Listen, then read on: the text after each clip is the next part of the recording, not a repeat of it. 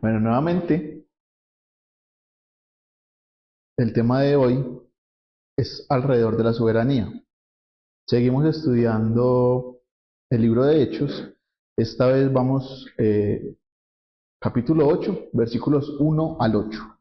¿Listo? Para ver el tema de hoy, quiero darles un contexto actual primeramente. Antes de ir al texto, les quiero contar algunas cosas.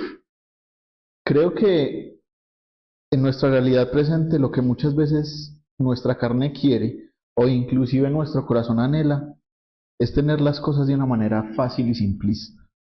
Es fácil que aunque encuentre algo incoherente en las enseñanzas de un pastor, por temor a ser exhortado, por ir en contra de la sana doctrina, yo me quede callado. Es fácil no ir en contra de lo que la sociedad espera de nosotros, sino simplemente asentar y hacer como si no estuviera pasando nada. Entonces todo por el simple hecho de no querer confrontar y querer mostrar un amor que muchas veces se camufla detrás de la hipocresía.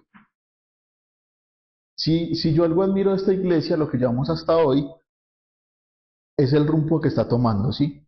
Es escuchar y ser parte de las predicaciones que hay hoy en ella. Esta iglesia está siendo usada por el Señor para traer la palabra a nosotros, a Manizales, y hay una fundamentación bíblica en eso. Cuando eso se hace correctamente, nos vemos incomodados, confrontados, y eso es un tema que ya hemos tocado muchas veces en nuestras predicaciones, en las predicaciones que hemos tenido anteriormente. Ahora, ¿por qué les digo esto? Es que es muy fácil ir con las corrientes de este mundo, aun cuando pareciera todo ir por el buen camino. Si nos vemos beneficiados o si simplemente no estamos siendo afectados por algo, pareciera que todo está bien. En este caso, estamos poniendo, por ejemplo, a Pablo, que antes era conocido como Saulo. Y ya lo vimos en la anterior predicación, en el versículo 758, donde se presenta por primera vez. Y de ahí en adelante creo que todos conocemos toda o por lo menos una parte de la historia de este Pablo. Él fue un fiel perseguidor de la iglesia de Jesucristo, como lo empezaremos a ver en esta sección del día de hoy. Y él lo hacía con plena conciencia y creía que lo hacía para Dios, pero sabemos eso cómo va a terminar. Entonces, ahora estamos nosotros en plena generación de cristal, donde prima la tolerancia antes que nada, donde no podemos decir nada, absolutamente nada, porque si no, vamos a ser cancelados, vamos a ser señalados, no podemos decir nada porque estamos en contra de algo o de alguien. Lugares donde si nos pasamos o si por lo menos mencionamos el nombre de Jesucristo, nos pueden meter a la cárcel o podemos hacer parte de los mártires. Miles de personas están muriendo alrededor del mundo por su fe en Jesús.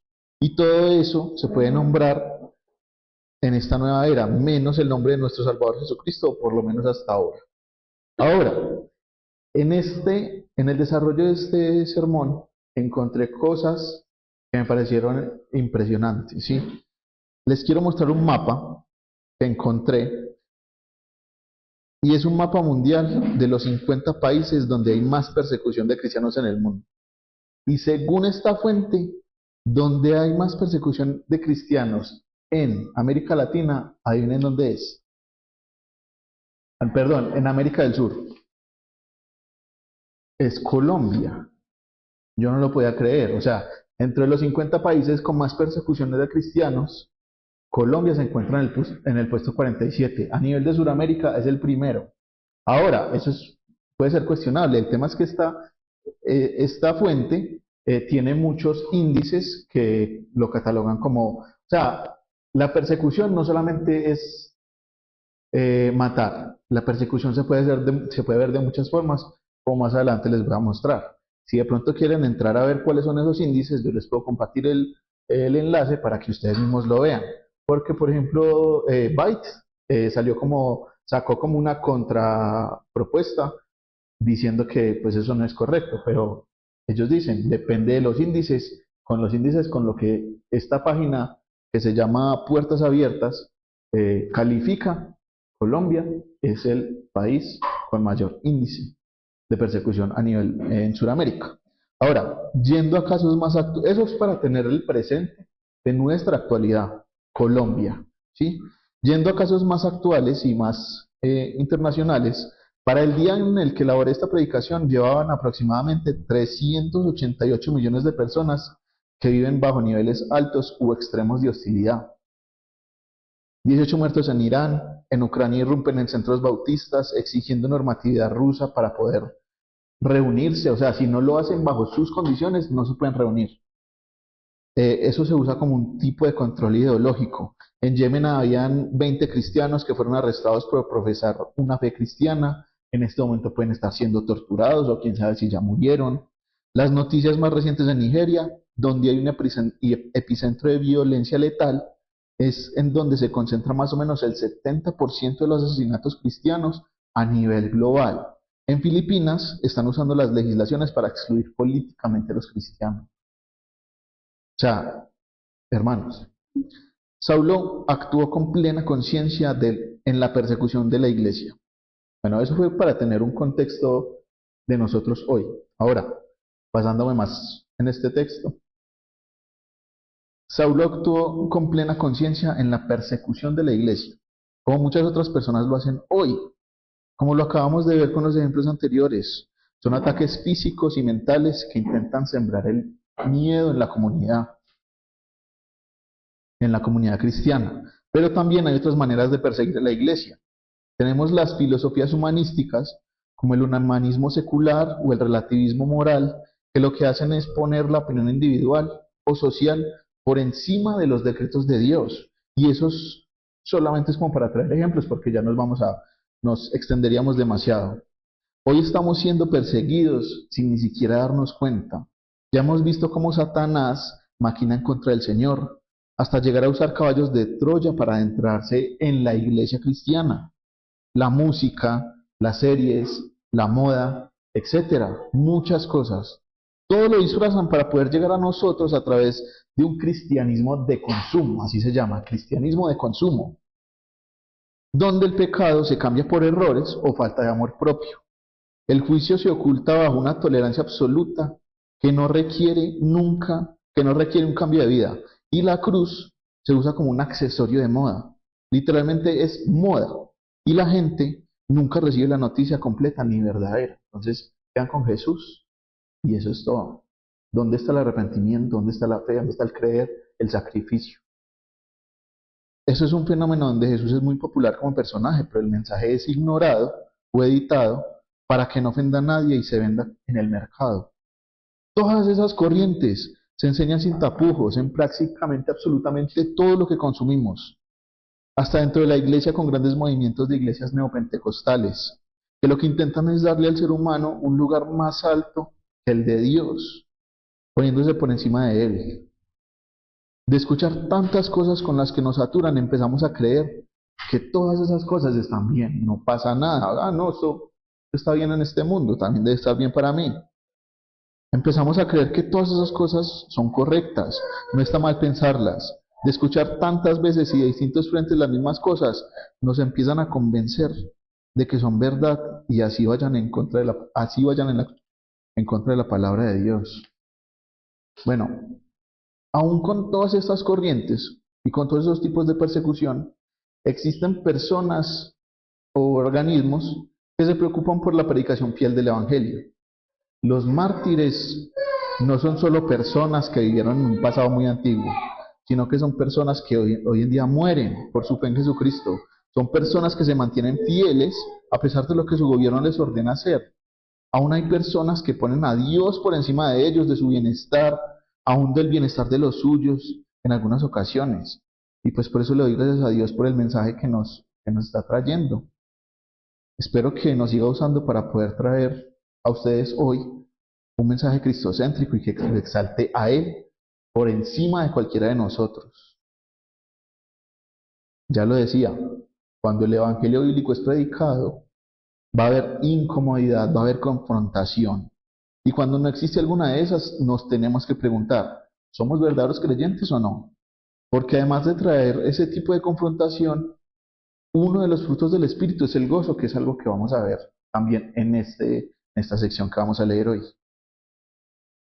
Entonces, ahora sí, para el contexto del texto bíblico que vamos a leer hoy, recordemos que venimos de ver la defensa de Esteban, de cómo haciendo un recorrido por todo el Antiguo Testamento pone bases para la misma y llega a confrontar a los dirigentes de su pueblo, los cuales estaban yendo en contra de su Señor, nuestro Señor Jesucristo, y para así finalmente llegar a una exhortación fuertísima, tan fuerte, que lo condenó a una muerte inminente.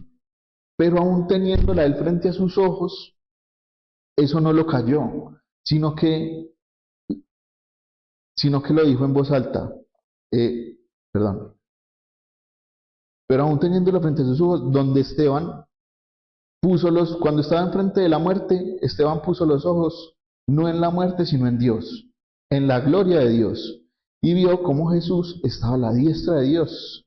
No lo cayó, sino que lo dijo en voz alta, causando aún más rabia en los dirigentes, como para no darles más motivos, y así ellos lo mataron a pedradas y todos se le fueron encima.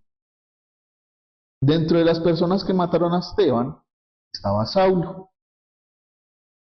No fue un autor físico de la muerte, sino que fue un testigo de esa muerte. En esos versículos empezamos a ver el testimonio de su persecución contra la iglesia, pero pues nuevamente ya sabemos cómo va a acabar eso. En el texto de hoy vemos cómo inicia con una aclaración diciendo que Saulo no tenía inconveniente alguno con lo que acababa de ocurrir. Y con base en ese precedente, la iglesia inició el proceso de dispersión por culpa de la persecución que ya se hizo mucho más evidente, mucho más clara, donde los apóstoles quedaron aguantando parte de esa persecución. Algunos de ellos sepultaron y lloraron a Esteban, y las personas pertenecientes a la iglesia que iban encontrando las iban metiendo a la cárcel. Luego, personas empezaron a ser esparcidas por regiones alrededor de Jerusalén, en este caso, Samaria y Judea, creo, y eso no solamente como para salir dispersados, sino que fueron usados para evangelizar, como es el caso de Felipe, que es un caso específico que vamos a tratar el día de hoy. Ahora, todo eso pasa con predicación y señales, y para llegar a un fruto final que es un regocijo. ¿Listo? Ahora, este libro, el libro de los Hechos, se trata mucho acerca del testimonio, o sea, va alrededor de eso, ¿sí? De la historia de la iglesia, de cómo se formó en sus inicios. Y vemos cómo Dios utiliza para bien el buen propósito de la iglesia. Nada de lo que está escrito en la palabra de Dios sobra. Todo es útil para conocerlo a Él y el plan que Él tiene para nosotros. ¿Y qué estaba pasando en ese momento con todo el tema de la dispersión? ¿Qué está pasando ahora? Es el plan de Dios que está siendo cumplido, que se está cumpliendo desde hace desde hace miles de años. Eso es testimonio de un plan perfecto. ¿Listo? Entonces, acá en esta sección de toda esta parte de la introducción, vimos como un hombre lleno del Espíritu Santo de Dios tuvo sus ojos puestos en lo que verdaderamente importa, la gloria de Dios, y su Hijo sentado a su diestra. Y en esta sección vemos cómo aún después de la muerte de un hermano y una clara persecución, cuando las convicciones son claras en el pueblo, en la iglesia de Dios, y entienden el plan eterno de Dios, lo demás pasa a otro plano. Y con eso quiero traer una idea central respecto a este texto. ¿Cuál es la idea central? Aunque la persecución se sienta más cerca que nunca, el poder del Espíritu Santo en el creyente es más fuerte que el miedo que hasta la muerte puede traer. Listo, lo repito. Aunque la persecución se sienta más cerca que nunca, el poder del Espíritu Santo en el creyente es más fuerte que el miedo que hasta la muerte puede traer. Ahora, teniendo en cuenta ese contexto, esa introducción, vamos a leer el texto. Entonces, lo pueden buscar en sus Biblias o lo podemos leer aquí. Si quieren me acompañan con la lectura como para que todos la leamos al mismo tiempo, ¿ok? Dice así, leemos todos al tiempo, ¿listo? Dice, y Saulo estaba de completo acuerdo con ellos en su muerte. En aquel día se desató una gran persecución en contra de la iglesia en Jerusalén, y todos fueron esparcidos por las regiones de Judea y Samaria, excepto los apóstoles. Algunos hombres piadosos sepultaron a Esteban y lloraron a gran voz por él. Pero Saulo hacía estragos en la iglesia, entrando de casa en casa y arrastrando a hombres y mujeres, los echaba en la cárcel. Así que los que habían sido esparcidos iban predicando la palabra. Felipe, descendiendo a la ciudad de Samaria, les predicaba a Cristo, y las multitudes unánimes prestaban atención a lo que Felipe decía, al oír y ver las señales que hacía, porque de muchos que tenían espíritus inmundos, estos salían de ellos gritando a gran voz, y muchos que habían sido paralíticos y cojos eran sanados, y había gran regocijo en aquella ciudad. Este texto es corto, ¿sí? Yo lo dividí en 3 secciones. La primera parte va en el versículo 1, en la parte A. Y en esta parte le puse el título de El antes de Pablo y el presente de Saulo. Esta parte del texto es esta: y Saulo estaba de completo acuerdo con ellos en su muerte. Esta sección, desde, como les decía ahorita, desde el versículos 7:58, donde se menciona por primera vez a Saulo, y luego en estos versículos encontramos la introducción a la historia de Pablo, antes conocido como Saulo. Conocemos por su testimonio que fue algo que hizo por plena convicción y celo por Dios. El tema era que era un celo que estaba mal encaminado para todo cristiano que se encontraba en su camino. Entonces, Saulo fue una persona que recorría grandes distancias. ¿Todo para qué? Para encarcelar cristianos. Y todo fue impulsado por ese celo que él sentía por Dios. Pero conocemos que después de este celo iba a ser encaminado de una buena manera. Esta vez lo iba a usar para fundar iglesias, para visitarlas, y ya iba a ser él el que iba a sufrir cárceles, azotes y sufragios. Saulo, en esos momentos, en esto donde estamos, él estaba actuando con una buena conciencia, pero debemos entender que una conciencia tranquila no es lo mismo que una conciencia limpia ante Dios. Saulo creía que servir a Dios creía que estaba sirviendo a Dios mientras destruía su iglesia. Y eso nos enseña que, como también lo señalaron los reformadores, que nuestra conciencia está tan caída como nuestra razón. O sea, si no es iluminada por la palabra y el Espíritu, puede llamar bueno a lo malo. Entonces, por eso es necesario que nosotros, como cristianos, para que nuestra conciencia sea bien como formada, es ir a la palabra para entender qué es lo que el Señor espera de nosotros. Saulo no necesitaba seguir su corazón, él necesitaba que Cristo interrumpiera su camino y le diera un corazón completamente nuevo. Él llegó a demostrar su arrepentimiento claro luego de entender todo lo que hizo antes. Él había entendido que todo eso había estado muy mal, tan mal que llegó a entender ese lugar llamándose como el primero de los pecadores, en 1 de Timoteo 1:15, o el más pequeño de los apóstoles en 1 de Corintios 15:9. El convencimiento de sus acciones fue permitido por Dios para demostrar que ni el hombre más religioso ni la conciencia más firme pueden salvarse de sí mismos, sino es por la gracia soberana que nos tumba del caballo nuestro propio orgullo. Pero pues en este momento estamos en esta parte de la historia, entonces no nos vamos a adelantar a lo que va a venir en el libro de los Hechos y en lo que es la historia de Pablo. Tenemos que recordar que con Cristo, así como con Pablo, así como con nosotros, con una persona que es creyente, hay un antes y hay un después. Debemos recordar de dónde fuimos sacados. Es una práctica que deberíamos hacer, o sea, recordar de dónde venimos, todas las cosas que hicimos o dijimos una y otra vez acerca de Dios. Pero también debemos entender que ese recordar no es anhelar ese tiempo pasado, porque como dice Hebreos 12:1 y parte del 2, creo que Ricardo también lo tocó la semana pasada este texto. Por tanto, puesto que tenemos en derredor nuestro tan gran nube de testigos, despojémonos también de todo peso y del pecado que tan fácilmente nos envuelve, y corramos con paciencia la carrera que tenemos por delante, puestos los ojos en Jesús. ¿Sí? Entonces, es recordar, es entender de dónde fuimos sacados, es entender que Saulo fue sacado de un lugar horrible donde lo que hacía era masacrar cristianos, perseguir a la iglesia de Dios, pero luego al entender, al tener a Cristo en su corazón, él tuvo un antes y un después, y así es algo que nosotros también tenemos que entender, tenemos un antes y un después. Ya nuestro destino es otro y tenemos el mejor ejemplo delante nuestro que es Jesucristo. La segunda parte o la segunda división que puse para este texto va desde los versículos 1b hasta el 3.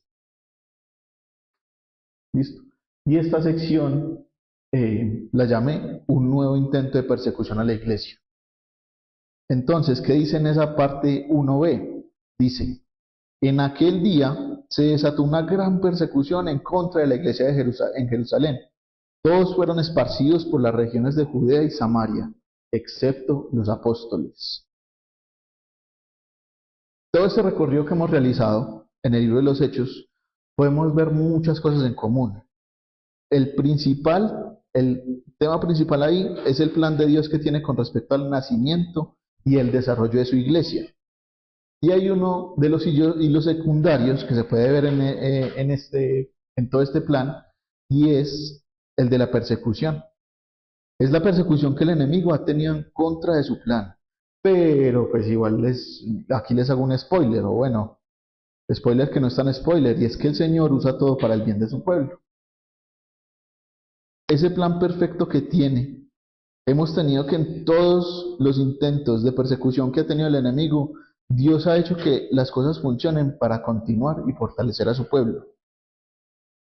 Tuvieron los arrestos de Pedro y Juan, el encarcelamiento, los azotes, ahora la ejecución de Esteban, la hipocresía, la murmuración, todos esos son ejemplos de persecución.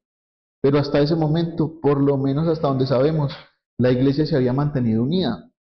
Pero esta vez, debido a la muerte de Esteban, vemos que toda la iglesia fue esparcida por las regiones de Judea y Samaria, a excepción de los apóstoles. ¿Pero por qué? Hermanos, nuevamente, todo tiene propósito en manos del Señor. Es algo que nosotros nunca debemos olvidar. Como en la predicación de la muerte de Ananías y Zafira, los judíos tenían una costumbre, y era que cada vez que alguien moría en su pueblo, no podía pasar mucho tiempo antes de rendir el tributo a uno de los suyos. Pero cuando Esteban fue llevado a la parte externa de la ciudad, fue muerto a pedradas, y ese no era considerado uno de los suyos, sino que era algo así como un delincuente. Entonces, cuando un delincuente era condenado y muerto, a ese tipo de personas no se les hacía un tributo, ni ningún tipo de rito, simplemente los echaban como una fosa común, y se esperaba que así fuera con Esteban. Mucha gente tenía miedo de lo contrario a lo que el Sanedrín decía. Tenía miedo de hacer lo contrario a lo que el Sanedrín decía. Y sabemos que Jesús, condenado como delincuente, no fue echado a una fosa, sino que lo pusieron en una tumba. Cosa que tal vez también hicieron con Esteban, aunque pues no dan mayor detalle, como dice el versículo 2.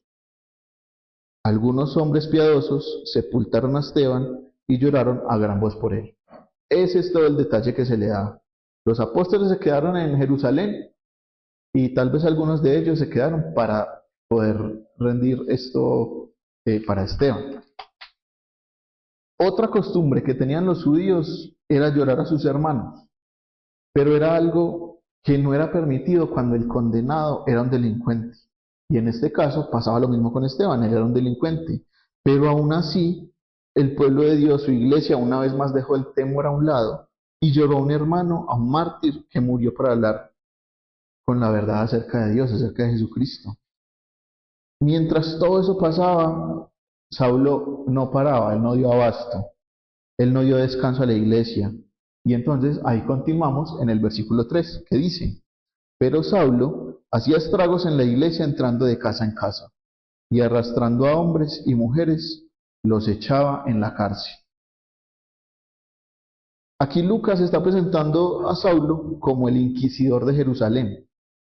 Ese hombre actuaba con un celo mal encaminado, pero debemos ver algo muy importante y es que la maldad de Saulo no estaba fuera del control de Dios. Nuevamente, la soberanía actuando en toda esta historia, en todo este plan. Y a veces usamos la palabra permiso y pensamos que Dios simplemente se hizo a un lado para hacer ese tipo de cosas. Pero pues recordemos que Dios ejerce una providencia activa, como diría San Agustín. O sea, Dios prefiere sacar bien del mal antes que no permitir mal alguno. Cuando él empezó a hacerlo, los demás judíos también se sintieron como en el derecho de hacerlo. Según el contexto que vemos en Hechos 4.1, solamente un grupo pequeño, que eran los saduceos, se oponían a los apóstoles. Ellos eran solo una parte del grupo de los judíos, pero luego, con la muerte de Esteban, aprobada por Saulo, también los fariseos empezaron a perseguir a la iglesia. Y entonces ya la persecución se hizo más grande. Ahora, pasaron muchas cosas antes de llegar a la muerte de Esteban. Todo por hablar acerca de Jesucristo. Hubo persecución, pero muy pocos iban asustados. Pero luego llegó uno que fue usado para que todo eso cambiara. Fue quien abrió las puertas y dio la aprobación para que la gente celosa de Dios perdiera el miedo y a hacer cosas más allá de lo que las conciencias les dictaba. Porque si no lo habían hecho hasta ahora, pues era por algo. Entonces, existe una teoría, me pareció muy difícil encontrar una analogía para esto, pero por fin me decidí por una, y es que hay una pared, ¿sí? Hay una pared que es llena, digamos esa ventana, hay una pared llena de muchos vidrios, y todos los vidrios están bien, no pasa nada, pero luego llega una persona y rompe uno de los vidrios. Llega un momento en el que nadie hace nada para arreglar eso. Simplemente hay una ventana rota, no pasa nada, no pasa absolutamente nada. Entonces las demás ventanas empiezan, las demás personas que empiezan a pasar empiezan a romper las ventanas. Ah, no pasa nada. Bueno, entonces rompamos ventanas, hasta que ya se vuelve como una actividad común. Si no hay repercusiones, todas las demás personas lo que van a hacer es empezar a replicar ese acto. Entonces, en el momento en el que Saulo inicia con esa persecución, él empezó a ir de casa en casa, a sacar personas hasta de sus casas, donde las personas no podían ni estar tranquilas, no podíamos estar haciendo esto que estamos haciendo hoy, sino que ni siquiera en las casas. Entonces las personas las empezaron a sacar, las empezaron a llevar a las cárceles y eso dio pie para que otras personas también lo empezaran a hacer, porque pues claramente no es un trabajo de un solo hombre, es un trabajo de muchos y más que sabemos, conocemos la historia, el grupo judío estaba en búsqueda de acabar con pues el grupo de apóstoles, con Jesucristo. Entonces, Saulo y el grupo de Sanedrín abrió la puerta para que la gente como que apagara su conciencia. O tal vez se genera una conciencia colectiva y es, si ellos lo están haciendo, yo también podría hacerlo. Y lo estoy haciendo por el bien de nuestra comunidad. Pero ahí lo que estaba pasando era que Dios estaba abriendo una puerta para que su iglesia saliera de la comunidad de Jerusalén. El enemigo pensó que estaba usando a Saulo para destruir el edificio, pero Dios lo que estaba haciendo es empezar a esparcir la semilla. En Colombia o en cualquier lugar del mundo, si la persecución se vuelve ley o una conciencia colectiva, no debemos escondernos detrás de un estaba cumpliendo órdenes. Nuestra orden superior viene del Rey de Reyes y su soberanía es nuestro único descanso. Si Él permite el azote, es porque ya diseñó la victoria que vendrá a través de ese azote. No podemos permitir que el miedo a ser rechazados, a ser cancelados, a ser llevados a formas legales, inclusive a la muerte, nos desvíen de lo que estamos llamados a hacer, que es comunicar el Evangelio, porque ya lo vimos en Hechos 5:29, y es que Dice así, respondiendo Pedro y los apóstoles dijeron, es necesario obedecer a Dios antes que a los hombres. Y precisamente eso es lo que el texto nos va a mostrar en la siguiente sección. La siguiente sección va del versículo 4 al versículo 8. Y en esta sección la titulé La valentía en medio de la persecución. Entonces, después de que pasaba toda esta persecución, ¿qué fue lo que hizo la iglesia en ese momento? Dice el versículo 4, así que los que habían sido esparcidos iban predicando la palabra. Sí, listo, hubo miedo, fueron llamados a pelear, pero ¿quién dice que está mal huir? O sea, si se vieron en peligro de muerte, ¿quién dice que está mal haberse ido, haber protegido a los suyos? Empezaron a verse perseguidos, mataron a uno, pues que sepamos, según esta historia, meten a mujeres, a hombres a la cárcel, no pueden estar tranquilos ni siquiera en la casa. ¿Qué toca hacer? Huir. Pero se fueron y ya.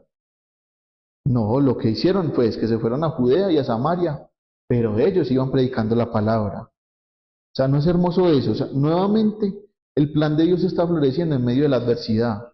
Es que no hay cosa que el Señor no use para el bien de su iglesia. Los espantaron, listo. Ya no vamos a predicar aquí, pero vamos a predicar a donde sea que nos toque ir. Y aquí es donde vemos uno de esos ejemplos de predicación, que es en el versículo siguiente, el 5, dice, Felipe, descendiendo a la ciudad de Samaria, les predicaba a Cristo. Sabemos que entre la lista de los apóstoles hay un Felipe, pero este Felipe no es, porque en el versículo 1 decía que los apóstoles se quedaron en Jerusalén. Y entonces este Felipe al que mencionan es un diácono. Eh, ese, este señor, además de acomodar mesas, de barrer, de hacer lo que le tocara, también predicaba. Pero ¿qué era lo que él predicaba? A Cristo. Lo dice lo dice el texto. Felipe, descendiendo a la ciudad de Samaria, les predicaba a Cristo. Luego viene el versículo 6. Dice, las multitudes unánimas prestaban atención a lo que Felipe decía, al oír y ver las señales que hacía. Entonces ahí nuevamente Felipe predicaba a Cristo. La gente le ponía cuidado y además de eso hacía milagros. Entonces ahí muchos más cuidados ponían. Podemos ver un paralelo en la predicación de Felipe en Samaria y la predicación de Pedro en Pentecostés. Lo mismo con los milagros. Hay predicación de la palabra. Hay miles de personas viniendo a escuchar y hay milagros y sanaciones que sucedían todo en conjunto con la predicación. Muchos vinieron a Cristo en ambos escenarios.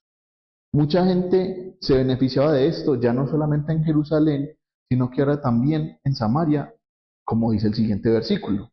Entonces ahora ya vamos en el versículo 7. Dice así, porque de muchos que tenían espíritus inmundos, estos salían de ellos gritando a gran voz, y muchos que habían sido paralíticos y cojos eran sanados. Lo decían antes, hermanos, o sea, la persecución no solamente era física, también era espiritual. Cuando Jesús inicia su ministerio, Satanás se opuso de muchísimas maneras, y una de esas fue haciendo que espíritus inmundos que estaban a su cargo salieran a poseer personas, y estos estaban regados en todos lados, como en este caso, en Samaria. Pero al ver que un enviado de Jesucristo, así como lo hicieron a quienes lo vieron personalmente, o sea, esos demonios, sí, esos espíritus, ellos sabían quién era Jesucristo.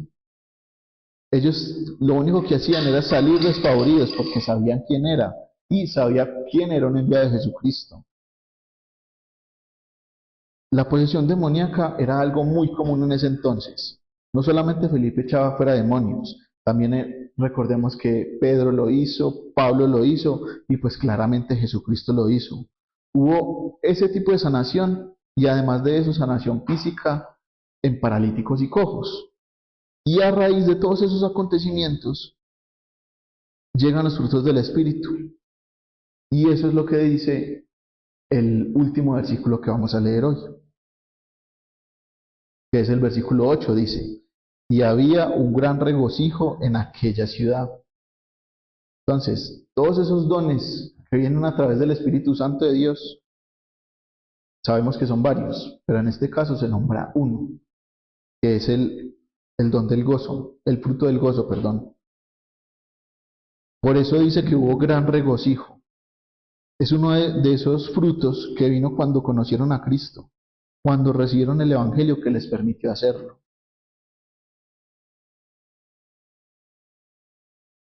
¿Qué fue lo que hizo la iglesia primitiva cuando vieron que no había más alternativa? Ellos huyeron. ¿Y eso estaba mal? Habrán personas que deben quedarse para pelear aún más.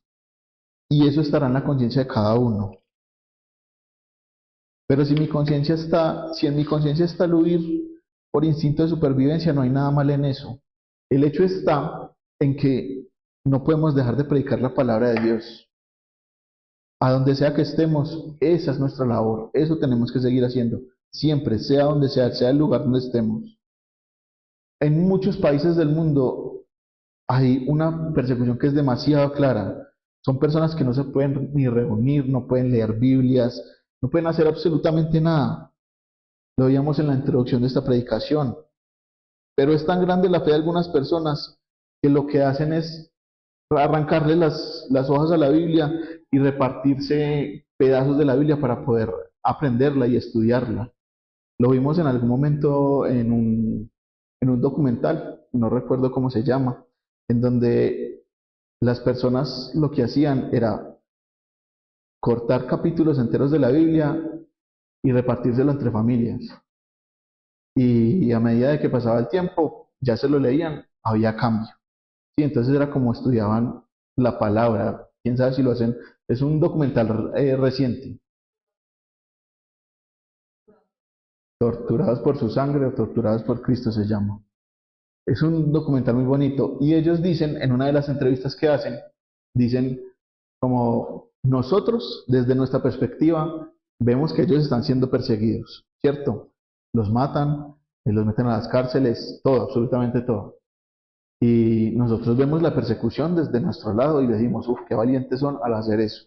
Y a alguien en algún momento le decían como, oigan, le decía el entrevistador, a mí también me parece muy impresionante ustedes cómo pueden luchar contra la persecución. Me parece que es más fuerte la persecución que viven ustedes. Él viviendo en Estados Unidos. Y él decía, persecución, pero ¿qué tipo de persecución? Sí, porque ahora todas las cosas están al alcance de la mano. La pornografía, ideologías extrañas, ideologías raras, todo está ahí. Es una persecución donde ustedes no tienen ni que salir de la casa. Y él decía que en este hemisferio esa es la persecución y habían personas valientes luchando contra eso. Entonces la persecución no solamente es algo físico, no es solamente algo terrenal, mortalmente terrenal, sino que es algo que nos puede condenar. O sea, si me entrego a mis placeres que están al alcance de mi mano, eso es condenación para el alma, para el espíritu. Eso también es persecución. Aún no llegamos a tener que vivir ese tipo de persecución, pero aún así, como les digo, la persecución se vive en distintos niveles. Así que pidamos ya al Señor que nos llene de valentía para vivir por Él y para Él, y que nos dé más temor de desobedecerlo a Él que a cualquier otro tipo de organismo humano. Nuestra labor no es buscar señales para sentirnos bien, sino predicar para que el mundo sea transformado. Todo lo que Dios hace incluso permite que su iglesia sea sacudida y esparcida. Tiene como fin su gloria y nuestro bien eterno. Debemos descansar en esa soberanía, sabiendo que aquel que comenzó la obra en Jerusalén, la perfeccionó en Samaria y la sostiene hoy acá en Manizales. Ya para terminar, les quiero traer tres verdades. Entonces, primero, la persecución de la iglesia no es el fin del plan de Dios, sino muchas veces la manera. Vimos como Saulo, creyendo que estaba acabando con el incendio, lo que estaba haciendo era esparcir el fuego por toda la región. Lo que el enemigo trató de usar para destruir la iglesia, Dios lo usó para que el evangelio llegara a otros lugares, como por ejemplo Samaria. Hoy, cuando sintamos que el mundo nos arrincona, que las filosofías humanistas nos quieren callar o que la cultura amenaza nuestra estabilidad, recordemos esto: Dios es soberano sobre la crisis. Él no está nervioso en su trono viendo cómo estamos siendo perseguidos, sino que Él está usando ese mismo rechazo para que su palabra corra, para que su palabra sea esparcida. Segundo, nuestra fidelidad no depende de la comodidad. La iglesia de Jerusalén no se sentó a esperar que los tiempos mejoraran. Ellos lloraron a sus muertos, como lo hicieron con Esteban, y luego siguieron con la predicación de la palabra. No permitamos que la comodidad en nuestro entorno nos duerma. Es muy fácil ser cristiano cuando nada ni nadie nos confronta, pero pues el verdadero fruto del Espíritu se vio en Felipe y en esa iglesia que fue esparcida, quienes en medio del dolor y de la huida no cambiaron el mensaje. El mensaje fue el mismo y hoy sigue siendo el mismo: Cristo. No son mis necesidades, ni mis decretos, ni mis deseos. Es Cristo y su obra ya terminada. Tercero, el regocijo es la marca de la victoria espiritual. Después de conocer todo lo que ha pasado antes, después de leer lo que leímos hoy, es precioso el final de este mensaje. O sea, el versículo 8 finaliza diciendo que hubo gran regocijo.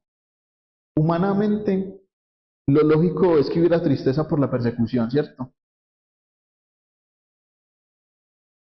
Pero donde se predica a Cristo, lo que hay es libertad. La libertad de seguirlo a Él. ¿Por qué hay gozo en medio de la crisis? Porque el regocijo cristiano no es la ausencia de sufrimiento, sino la presencia de Cristo en medio del sufrimiento. La palabra nos enseña que este evangelio nos da una libertad que ninguna cárcel nos puede quitar. La libertad de saber que nuestra deuda ha sido pagada y que nuestra vida está escondida con Cristo en Dios. Entonces, si su fe solamente produce regocijo cuando las cosas van bien, pregúntese si usted tiene el evangelio o simplemente es una filosofía de bienestar. La marca de la victoria espiritual no es que el mundo nos deje de perseguir, sino que aun siendo perseguidos no perdemos el gozo de nuestra salvación.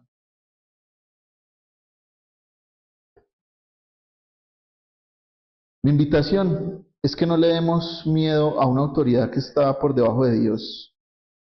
No seamos nuestra conciencia las mayorías solamente por evitar un conflicto. Si tenemos que ser esparcidos, tenemos que ser esparcidos. Si tenemos que ser cuestionados, que seamos cuestionados. Pero que a donde sea que lleguemos, que vayamos, que el nombre de Jesucristo sea exaltado. Si de pronto aquí hay alguien o tal vez alguien que escuche esta predicación y aún no es creyente, quiero que tenga presente que con Cristo hay un antes y un después. Así como lo hizo con Saulo, así como lo hizo conmigo, así como lo ha hecho con cada creyente. Quizás sea una persona cautivada por filosofías de este mundo y yo solamente le quiero decir dos cosas.